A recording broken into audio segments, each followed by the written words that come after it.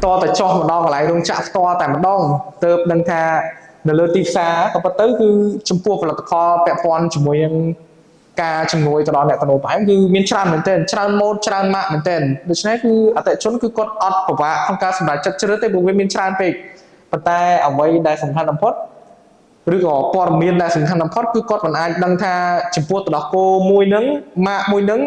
គឺវាមានប្រភពក៏ដូចជាស្តង់ដារច្បាស់លាស់ដែរទេ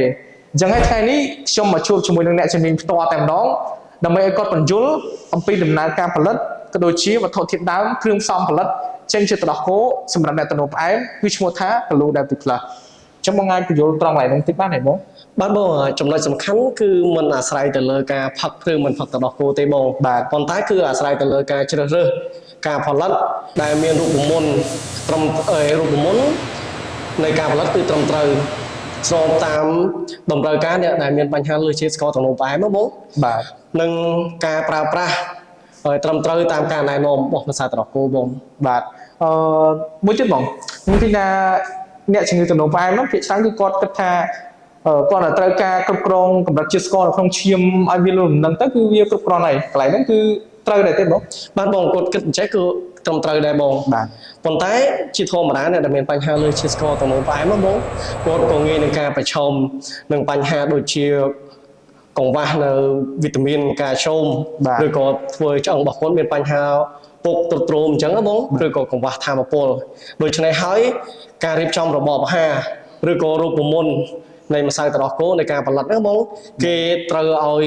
គិតគូរច្រើនទស្សនវិជ្ជាបងមិនមែនផ្ដោតសំខាន់ទៅលើតែផ្នែកមួយផ្នែកឬក៏ពីរផ្នែកហ្នឹងទេបងបាទបងខ្ញុំឃើញនៅលើទីផ្សារមានផលិតផលច្រើនដែលគេសរសេរថាផលិតផលមានកម្រិតជាតិស្ករទាបឬក៏ខ្លះគឺគេសរសេរថាដាក់មិនមានកម្រិតជាតិស្ករតែម្ដងបាទបងតាមពិតទៅចំពោះឈ្មោះនៅលើសំបកកំប៉ុងគឺมันបានបង្ហាញពីសមាសភាពរូបមន្តនៃការផលិតម្សៅទឹកដោះគោទាំងស្រុងទេបង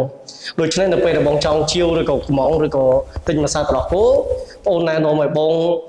ពិនិត្យទៅលើតារាងសមាសភាពផ្សំម្សៅទឹកដោះគោក៏ដូចជាប្រភពនៃការផលិតម្សៅទឹកដោះគោជាពិសេសគឺការណែនាំការប្រើប្រាស់ម្សៅទឹកដោះគោអញ្ចឹងណាបងជាវាងនៅពេលដែលបងកំងទៅគឺអត់មានប្រភពច្បាស់លាស់បងចំណុចសំខាន់បំផុតតែយើងមុននឹងជ្រើសរើសផលិតផលមួយតែយើងគួរមើលឬក៏សួរទៅលើផលិតផលហ្នឹងគឺថាមិនខ្លាំងទេបាទបងសម្រាប់នៅពេលដែលបងជ្រើសរើសផលិតផលអាហារូបត្ថម្ភសុខភាពអញ្ចឹងណាបងគឺបងអូនមិនចង់ឲ្យបងផ្ដោតសំខាន់ទៅលើតម្លៃទេប៉ុន្តែគឺផ្ដោតសំខាន់ទៅលើទី1គឺប្រភពនៃការផលិតម្សៅទឹកដោះគោអញ្ចឹងណាបងតើមានទីតាំងរោងចក្រនៅណាហើយមានចុះបញ្ជីការនាំចូលត្រឹមត្រូវឬទេអញ្ចឹងណាបងដូចជាមានការបញ្ជាក់ពី GMP និង SDA ការនាំចូលមានការចុះបញ្ជីពីក្រសួងសុខាភិបាលនិងជាស្ថាន Pasteur អញ្ចឹងណាបងបាទហើយបន្ទាប់មកគឺ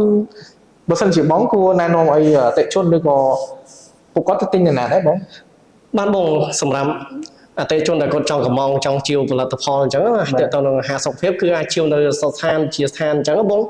ដែលមានការទទួលស្គាល់ជីវៀងគាត់ជួបប្រទេសឬក៏គាត់ជាវជាផលិតផលចំផលិតផលដែលមិនមានស្លាកសញ្ញាត្រឹមត្រូវអញ្ចឹងបងនឹងមានការទទួលស្គាល់គេហៅថាផលិតផលคล้ายៗបងពេលដែលគាត់ពិសាទៅបែរជាធ្វើឲ្យប៉ះពាល់ដល់សុខភាពរបស់គាត់ទៀតមិនជួយគាត់ឲ្យបែរជាធ្វើគាត់មានបញ្ហានឹងទៀតបងជាពិសេសខាត់ទាំងប្រាក់កាសទៀតបងបាទចំន័យថាក្រៅពីការទិញនៅក្នុងផេកគឺបើយើងអាចទៅជាវទៅអសស្ថានផ្ទាល់ក៏ដូចជាអាជីវករដែលគាត់កាត់ស្តុកយកទៅលក់បន្តបានបាទបងបាទគឺត្រឹមត្រូវបងបន្ទាប់ពីបានស្ដាប់អ្នកជំនាញបញ្យល់អំពីផលិតផលកលូដែលពីផ្លូវរួចហើយខ្ញុំចង់ផ្ដល់ដំបូន្មានមួយទៅឲ្យអតិថិជនទាំងអស់គ្នាថាសូមកុំជឿរាល់ការផ្សព្វផ្សាយពាណិជ្ជកម្មគ្រប់ផលិតផលទាំងអស់គឺអ្នកទាំងអស់គ្នាត្រូវសួរប្រភពព័ត៌មានពីគឺអ្នកទាំងអស់គ្នាត្រូវសួរអំពីប្រភពព័ត៌មានទឹកដោះគោនោះឲ្យច្បាស់លាស់សិនប៉ុន្តែគឺជាការយល់ដឹងអំពីរបៀបនៃការផលិតត្រូវបានបង្កើតឡើងនិងជ្រើសរើស brand ដែលមានតម្លាភាពអំពីដំណើរការនៃការផលិតប្រភពនៃការផលិតនិងគុណភាពប្រសិទ្ធភាពរបស់ម្សៅទឹកដោះគោព្រោះថាការជ្រើសរើសផលិតផលនៅថ្ងៃនេះគឺជាការថែរក្សាសុខភាពរបស់អ្នកនៅថ្ងៃមុខនិងយូរអង្វែង